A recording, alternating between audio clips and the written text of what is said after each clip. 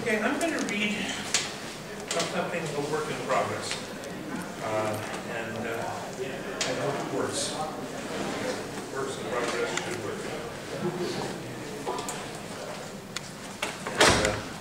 And I have a cup of coffee that is very strong, which is just what I want, but it's also very hot. So I'm going to put just something in to cool it off. I hope the caffeine keeps me awake, so that I don't go into a diabetic coma right in front of your eyes, because I feel like I might. Okay. The first time I've been without a blackboard in so long. I was going to write the word Melville on the board and spell it a little strangely.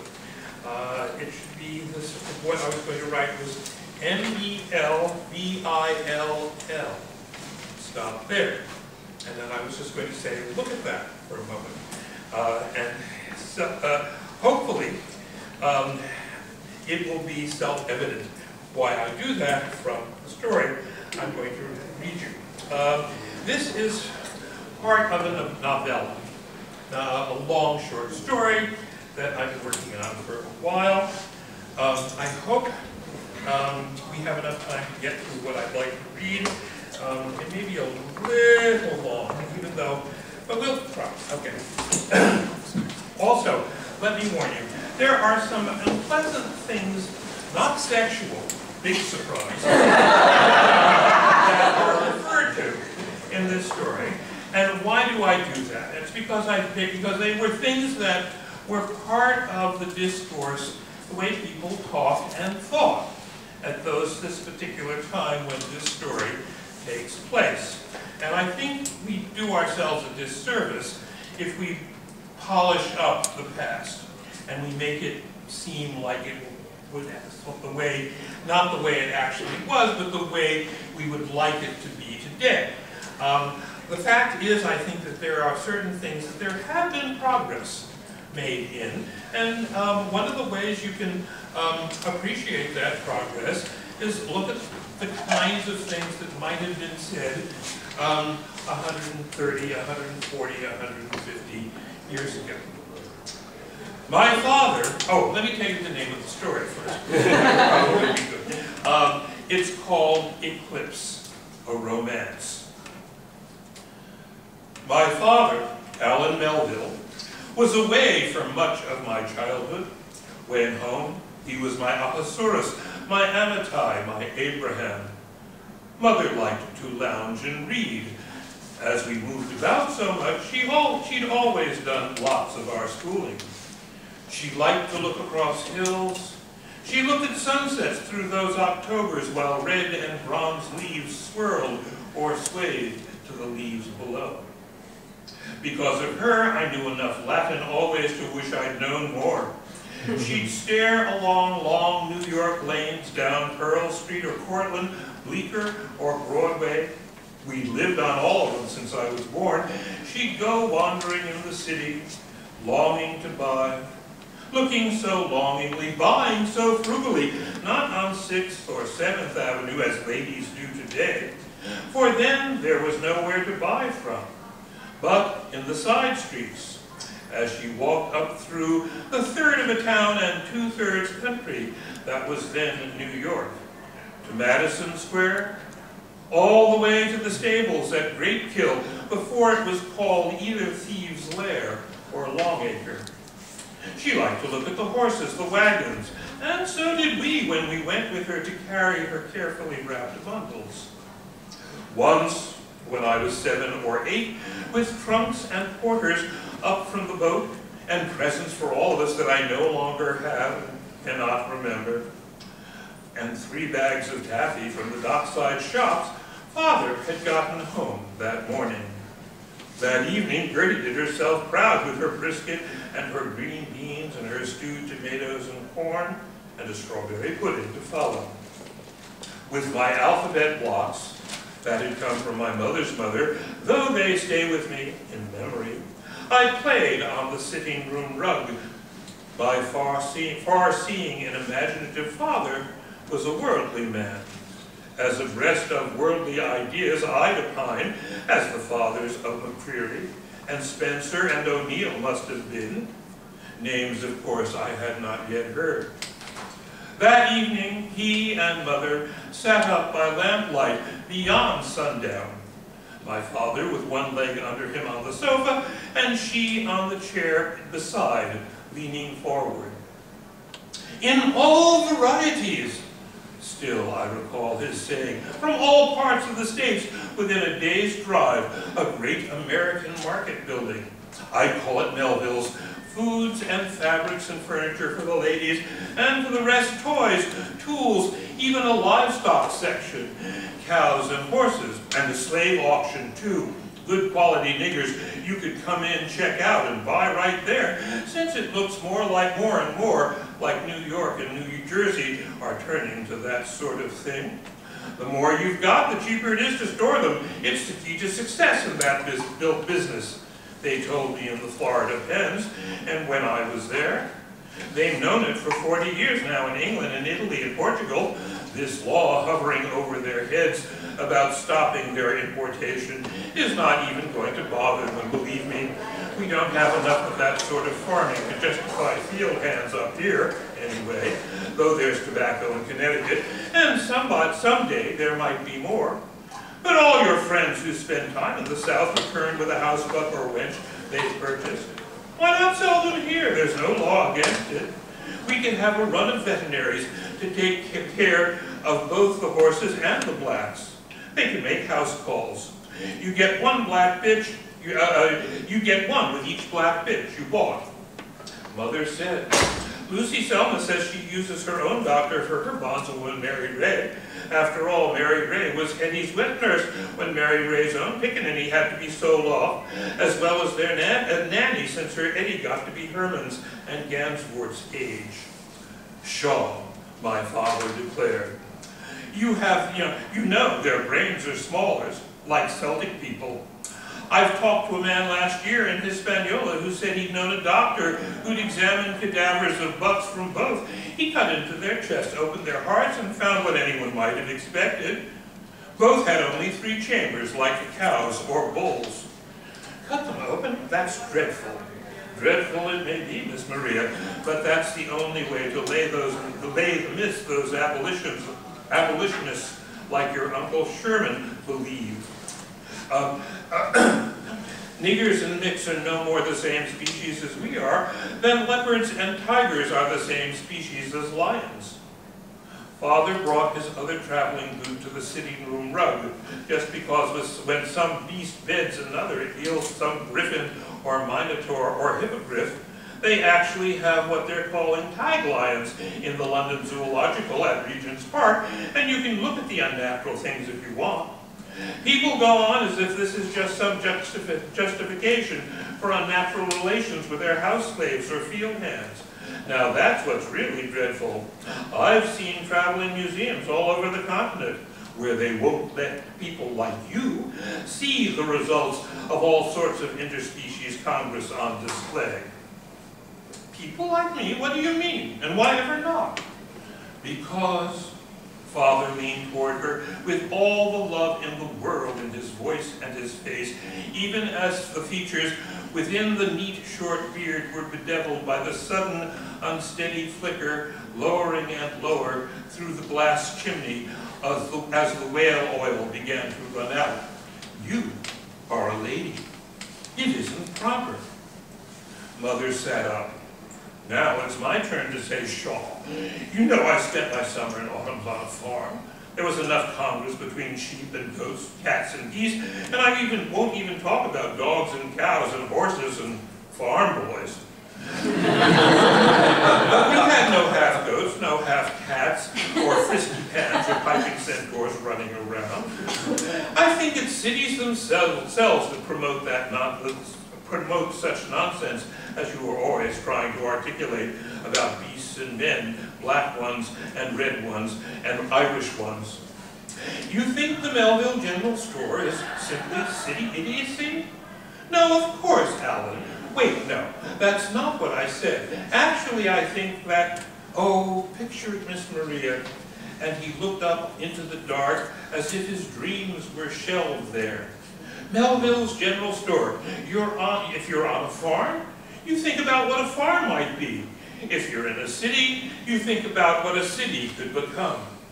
It's not nonsense, it's American. And just any general store. Think of a great one, a grand one, perhaps 2 buildings, even 3, of 2 or 3 stories apiece. The middle one would be the highest, each with a dozen different departments, among them a veritable emporium, offering the good people of New York all the goods they might want. And it would be mine, ours. Oh, Alan, she said, that would be wonderful. I might even have one of those museums on permanent display for the men, of course, who come in looking for tools and boots and fine Connecticut tobacco. And toys? On the rug, I looked up from my block before Mother could make an objection. Tigers and lions, too? Both turned to look down where I sat in the shadow at their feet. You said toys. Will it really have toys? I wanted to know. Will it have toys?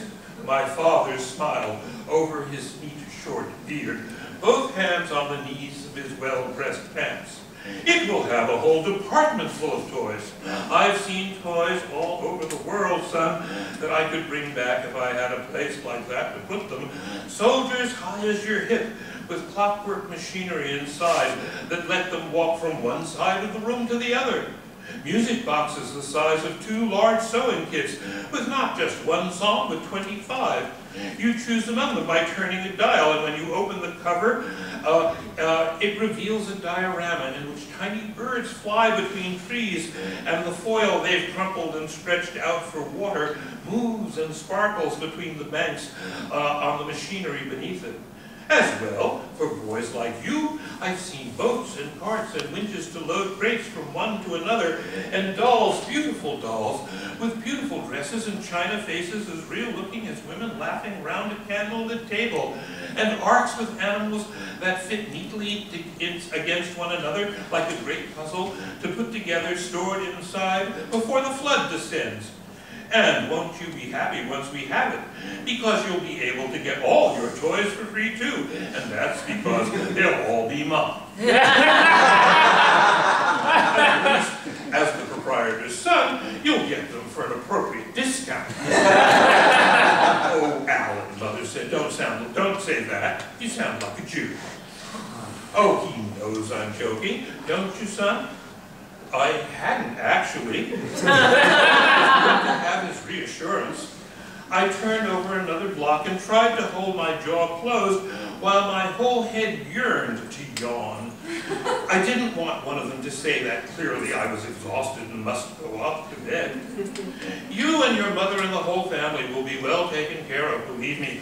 Believe me, you'll be mercantile royalty if I can secure my imperial palace.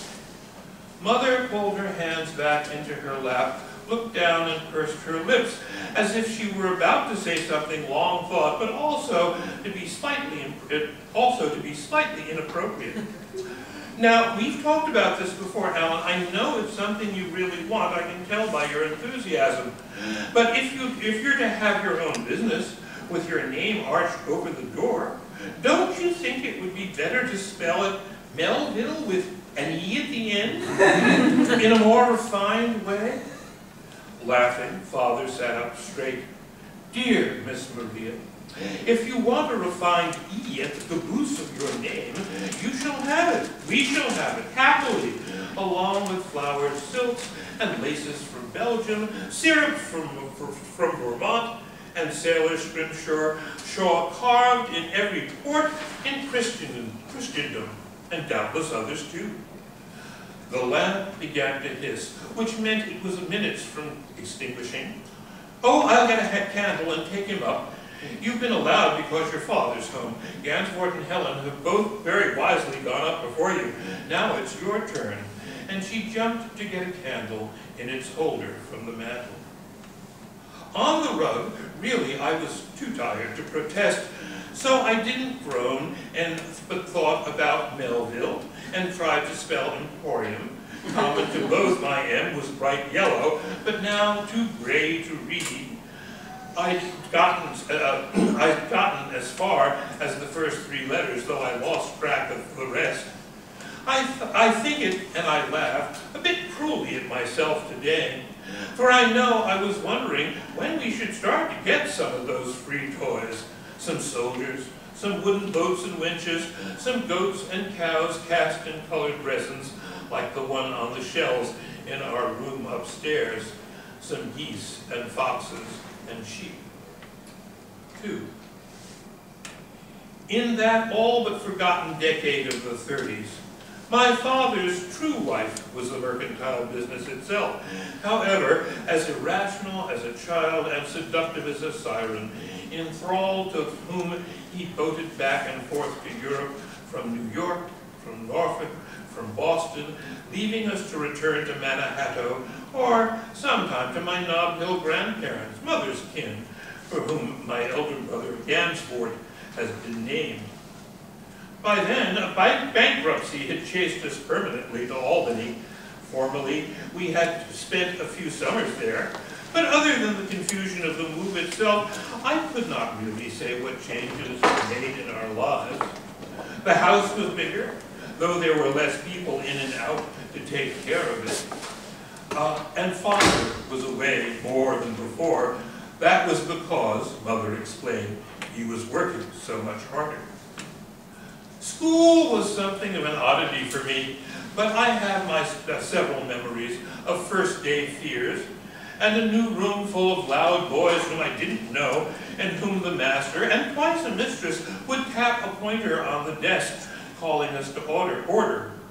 I went to several in New York and 2 in Albany, but in truth learned most of my reading from Miss Maria. I do remember Gansport walking me home one day when we saw a bunch of boys coming along the street. They were dirty and grubby. They had curls of hair hanging down beside their faces and little round black caps on their heads of spiky hair. Gansport told me sharply, "Don't go near them, Herman. They're dirty and they smell. They live over on the Jew streets, where they don't have no water, so they have to go get it, but get it all. They eat funny foods and don't learn English." They spoke English in New York, I said, some of them. For now I remembered their carts of cabbages and onions and potatoes and carrots with the strange letters on the sides. That at first I hadn't been able to read at all, and they had spoken some English, though they had accents as recognizable as any of the Irishmen who had been drifting into the country for a decade. "If you play with them," Gansport announced knowingly, "you'll smell too." A few years on, I'd read in that masterful compendium by the maker and shaker of my own voice, Sir Thomas Browne, that the imputation of a racial smell to the Jews was a vulgar error. He'd realized it as far back as the 16th century, but then, as must really anyone who's lived near Hebrews in the streets of a 19th century city like Albany without his own castle and library in which to retreat like the good doctor's own, even today, I sometimes forget. In school, you could study their language if you wanted, but already parents were protesting that such was simply not needed in our country anymore by anyone but ministers. But just for my own interest, in New York, I'd studied it for a year. In Albany, I'd given it up, however, because while there were quite enough men, if not women, who could read it and write it, the school could find no Christian who wanted to profess it, and they were not about to hire a Jew to teach young Christians. But that, however, was another thing I didn't know then. Mother herself had neither Hebrew nor Greek because she felt about languages with different alphabets from English about the way she did for cooking. She knew a few recipes, and she knew many tales, both biblical kerygma and pagan myths, and generously told us about them. Though we had always had housekeepers who doubled as cooks, and occasionally Mother would go into the kitchen and, from a sense of duty, make some suggestions about what we were to have or how it was to be prepared or presented, that was still a privilege of wealth. While you may pursue what you have begged for, life rarely forces you to pursue anything else. Till then, in that spirit, with her own children, Mother had counted their ignorance of domestic tasks as some sort of virtue. In the leafy sunlight splattered over the Albany street, young Jew boys wandered off one way, young Christ boys wandered off another. I wondered what the girls might look like, but you tended not to see them on the street, at least not outside the ghetto. 4,000 books Sir Thomas was supposed to have had. Can you imagine them in one home? 3. When I was 13, in pursuit of that jealous wife's approval, affection, and reward, Father abandoned Miss Maria and us in the cruelest way he could, turned Mother out in effect, as any patriarch might some maid he'd once too often got with child, and into a desert of poverty so extreme as to be unthinkable to many. One would assume that jealous wife for whom he'd worked so hard had herself commanded it. He died, and somewhere away from home. I can remember my mother in the front hall with Mr. Abernathy in his dark suit, his hat in his hand, and she before him, her mouth awkwardly open, looking past his elbow. At the top, I already heard the words, "Terrible news, is dead on the boat 3 days," before it docked. Without even hearing who for sure it was, my heart had begun to thud as, step by step after step, I came down. "Oh, wait, please, if you'd only..." "Maria, please, Mr. Abernathy," said it firmly, on the edge of commandingly. "Come inside with me into the sitting room and we'll sit. I don't like standing here in the hall talking about such painful things." "Neither do I," she exclaimed, but she did not move. Wait, just a moment." Mr. Abernathy waited. Finally he said, "We'll have to talk eventually, perhaps not now, but at least maybe we might arrange." He drew himself up. "I'm sorry, I shouldn't have announced it so boldly, but I wanted to get it out of the way so we could go on and do what has to be done. Believe me, I was as surprised as you when the boy came to wake me in the dark with the news." I reached the bottom of the steps and looked at them beside the front door, still open, though both had moved inside a ways. Mother took little breaths sharply, and I recalled some childhood attempt not to yawn, for though her hand was at her throat, that's what it looked like as she took another gasp, let it out after 4 or 5 seconds, and took another, while Mr. Abernathy tried to fathom my mother's restrained protests against any calmness claiming its place in such a world. "Maria," Mr. Abernathy said, "let's go in and sit down." He was a head taller than she was, taller than my father, certainly. "Please, this is very difficult news for any wife. You are not the first woman I've had to break such tidings to. You will not be the last, really. I know how upsetting this must be." No, I can't sit down. She gasped again. "No, I can't, not now. I don't feel well." "Then please come inside now." "No," she said sharply. "Wait, no, I can't." He watched while she swayed like a frond on a cool morning beside a river. Mr. Abernathy took a breath. "You must understand, Maria, Alan carried a great deal of debt." "I know, a great deal." She gasped again and looked up at him. "But he had so many plans." "It was perfectly understandable. You, the children, all of you were his family, and he loved you very much. But he was supporting you on borrowed funds." "No," she said, interrupting. "No, I know. Yes, no. I always suspected, but I knew. No, I thought it from time to time, so I must have known." What crossed his face was not sympathy. It was exasperation. "No, I can't." Though her face was bent forward, eye, Herman. Always look people in the eye when you speak. You're not a slave. And though she spoke toward his knee, she said it equally firm, equally commandingly. Wait, please, wait. I don't know what to do. She raised her face to look at him. Wait, it could have been a mistake. Perhaps if we wait, they will send another message. No one's came here yet. Certainly that means Alan asked them to contact me as his lawyer.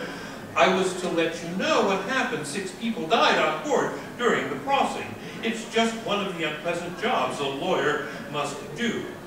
So I am doing it, clumsily, unfeelingly. I am sure in your judgment, Maria, but it must be done. Alan was the second to succumb.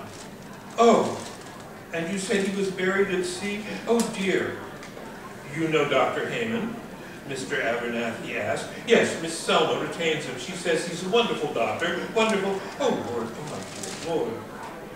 They called him before they contacted me. He wanted to seal off the ship and make everyone stay on it 2 weeks to see if there were more cases of fever. But humanity has prevailed over his odd Swiss notions of medicine. People wouldn't hear of it, and all the passengers have rushed to the safety of their own homes. At least they rousted up a few black boys to run around with messages right away. That's why I'm here. And they just dropped him into the ocean. They couldn't even wait to bring his body back for a proper funeral. Oh, I don't understand. Apparently, Captain Daniels agreed with Dr. Heyman's newfangled ideas about contagion, but good sense prevailed. Really, that sort of thing is just heartless. Oh, it's dreadful, Mother said. Do you think now we might go inside and just sit down a little, so that you can get your strength back, collect yourself? No, I can't. I don't want to. Was it offered as some explanation for paralysis? You see, I don't know what to do. Exactly, he said, exactly. That's why we must talk. Mr. Abernathy pressed his hat against his chest. His next words were as uncertain as his last had been firm. I should have brought my wife with me. I thought about it. I didn't think this was going to go easily for any of us. But this is not the kind of situation a man can know what to do. My wife would probably do better at this. He took a long, slow breath as if he were ready to speak. Next time I come, I will bring Augusta. And he said, looking down as if to peer under her lower face, is there anything you'd like me to do? No, she said, no. Would you rather I go? No, she repeated, shaking her head and not looking at him. No. Do you want me to stay? For the company, I mean, only that. I don't mind sitting a while in the chair inside. Maybe after a few minutes you'll feel more like... No, she repeated, no, don't stay. I can't talk to anyone now. Her voice got shriller. I can't bear to have you here. Not now. It quieted again. I don't mean you, Mr. Abernathy, but right now, you can't bear anyone. Then I'll go. It seems to be what you prefer, Augusta, and I will come back another... No, Mother repeated. Harsh Mr. Wait, no, I can't say what I want because I can't have it. And here she remembered to look at him. But Mr. Abernathy stopped. Maria, I'll be back. Call me when you feel better.